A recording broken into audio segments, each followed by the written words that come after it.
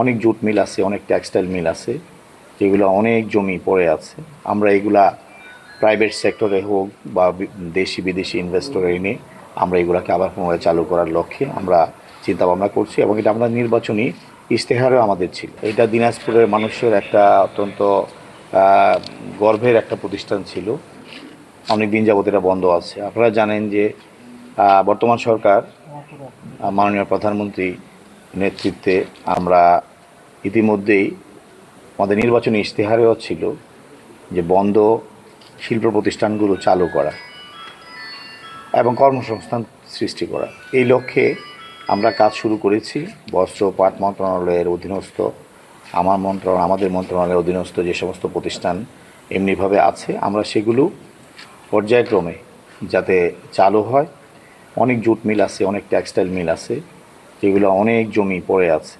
আমরা এগুলা প্রাইভেট সেক্টরে হোক বা দেশি বিদেশি ইনভেস্টর এনে আমরা এগুলাকে আবার পুনরায় চালু করার লক্ষ্যে আমরা চিন্তাভাবনা করছি, এবং এটা আমরা নির্বাচনী ইশতেহারও আমাদের ছিল। সেই লক্ষ্যে আজকে দিনাজপুর টেক্সটাইল মিল আমরা পরিদর্শনে এসেছি।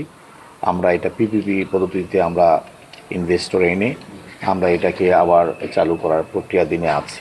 টেন্ডার চলমান আছে, খুব বেশি দেরি হবে না আশা করি। এগুলো তো অনেক প্রক্রিয়াগত দিক আছে এবং এটা ইন্টারন্যাশনাল টেন্ডার হয়েছে। ইনশাল্লাহ আমরা আশা করছি যে দ্রুত সময়ের মধ্যেই এটা আবার কর্মচাঞ্চল্যতা ফিরে পাবে। এই এলাকার মানুষের কর্মসংস্থান আবার নতুন করে তৈরি হবে। পাবলিক এবং সরকার পার্টনারশিপ হবে। এটা পিপিপি পদ্ধতিতে হলো যে সরকারও থাকবে, মানে প্রাইভেট সেক্টরও থাকবে।